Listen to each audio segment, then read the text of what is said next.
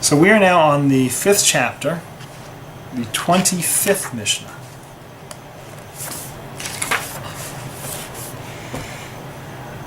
Hu hayomer, he used to say, Ben chamesh shanim lamikra. A 5-year-old should learn Torah. Bible study. Sit him down and start going through psukim. Before 5, what do? He gets to play with his mom, he gets to play with blocks, play with the kids, wander around. You tell him Yedidio Klalio to teach him about the holidays. He sings some songs, he does some arts and craft projects, right? Plays with blocks. And he develops a general love of Torah, and you tell him the stories of Torah. But you're not going to sit down with a 3-year-old and try to do textual-based learning with him. Doesn't work. Starting at 5, we want to give you a solid grounding. So we're going to sit down and start learning psukim. Learn chumash. Now, a 5-year-old, it's wonderful. Now I sit at the table with my, my kids, and my 10-year-old daughters can tell me over the parsha. Can tell me over ideas from the parsha. I mean, for years, they you sit on the Shabbos table, and they're reading chumash, right? Now they're learning, inside, psukim with Rashi. But so at 5 years old, you learn mikra. At 10 years old, you learn mishnah. Starting, right? You have 5 years to get a handle on Torah. Then you get 5 years, starting at 10, to learn the Mishnah, the oral law. Just the fundamental building blocks of oral law. Bein shalosh esrei, the mitzvot. At 13, you become bar mitzvah. Bein chamesh esrei, the Gemara. And at 15, you learn the Gemara. Now, just as an interesting side historical note, this Mishnah is written in 135 CE. The Gemara is written in 380, 350, right? Okay. So you can ask the question, what's it talking about? Right? What we call the Gemara isn't going to be written for another 250 years. It exists. What? It exists. So the concept of Gemara, of Talmud, right? Mishnah is the oral law in its concise form. Talmud, Gemara, is all the discussions around that law. How is it applied? How do you extrapolate? How does it compare to this? How do these two fit together? How do you build it up, right? The discussions, when the academies of Bavel wrote the Talmud, the Babylonian Talmud, it's not like they invented those discussions. They'd been learning. I mean, what were they writing? They were writing extracts of the discussions that they'd been having for hundreds of years, right? The learning as a pattern of learning existed. The book that we call Gemara didn't yet exist. So the concept is at 10 years old, you learn the language of Torah. And at 5 years old, you learn the language of Torah. 10 years old, you start learning Mishnah. You learn the oral law.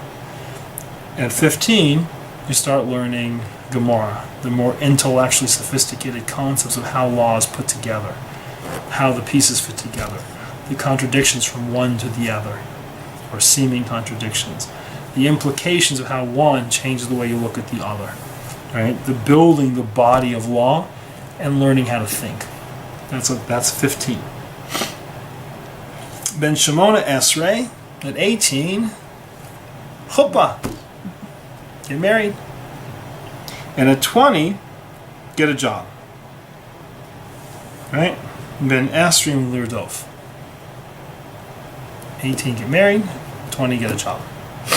So for 2 years, mom and dad will take care of you. We want you to have a chance to build a life together, to learn together, to grow together. But by 20, get out of the house, man. Get a job. Figure it out. Be a grown-up. Support your family. Right? It's into the pursuit. God did not make us to lie around. Pursue a life. Bein shloshim l'koach. 30 is power. It's the beginning of a person's power economically. It's the height of his power physically. Right? It's the height of his power socially. In your 30s, you're immortal, and you feel immortal. You're no longer a kid, you're settled into your life, your kids are growing up, right? You know, you look like a superstar in your kid's eyes, you're coaching baseball, you're whatever. 30 is about strength, right? That's the 30s. 40, ben arba'im labina. It says 40, now you have wisdom, understanding, bina, right? You were clueless in your 30s. You were clueless in your 20s. You just didn't get it. But now you've been through, you know, you've been around the block, right? You're an old hand at a lot of stuff. And now you're starting to understand how the world really works. How your job works, how your career works, how the economy works, how politics work, whatever it is, right? You never understand how women work. That's not part of this. But you understand, right? But you have a general bina, general understanding of how the world works. Ben chamisha le'etza. I'm not here yet. But at 50, now you can start giving advice. Right? You're 50, that means now your kid is 20, 25. Now you can sit down with your kid and tell him how to live a life. Right? Now he's got a kid. And now you're you know, it's like, but by 50, you're not an elder statesman, but you're a senior guy. You've now made senior partner. In whatever career you are, you're a leader. You're not just getting started trying to figure it out. Right? That you can now take what you've learned and implement it and explain to other people how to implement it. You're ready to give Eitzah. Right? Ben Shishim Lezikna. At 60, now you're an elder statesman. Right? You're getting close to retirement. Right? You're the guy who knows. Right? Zikna, there's a level of wisdom there. Right? Ben Shiva L'Sheva. At Ben Shivim L'Seva. At 70, it's a ripe old age. What exactly that means, it's different versions. But that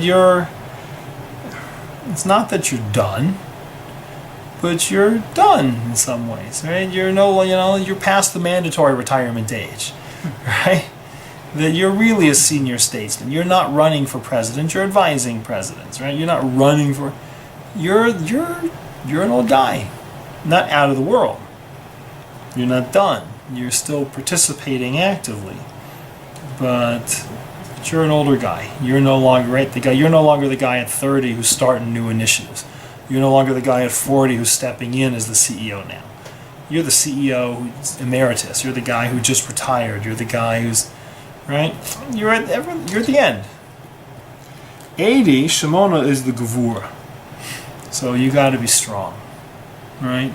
At 80, you now have pushed just past, the standard actuarial tables for life expectancy, right? The life, the theoretical lifespan of an 80-year-old is generally longer than the theoretical lifespan of a 60-year-old.